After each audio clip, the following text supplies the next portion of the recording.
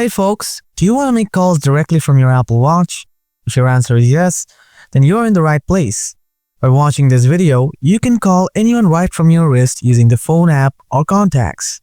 Because in this video, I'll show you 3 methods to make calls from your Apple Watch. So without wasting any time, let's get started. Method 1. Using Apple Watch Keypad. Open up the phone app on your Apple Watch, then tap on the keypad icon. Enter the number you want to call, and then tap on the call icon below. If you go back, here you will find the contacts option as well. Method 2. Using the contact app. Open up the contact app from your Apple Watch.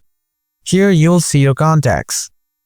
Now select the contacts you want to call, then tap on the call icon. Method 3. Using Siri. Press and hold the digital crown button. Siri will appear.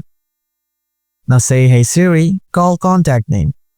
And that's it. This is how you can make calls from your Apple Watch. Hope you find this video helpful. Don't forget to hit the like button. If you have anything to ask, let me know in the comment section below. Thanks for watching. See ya.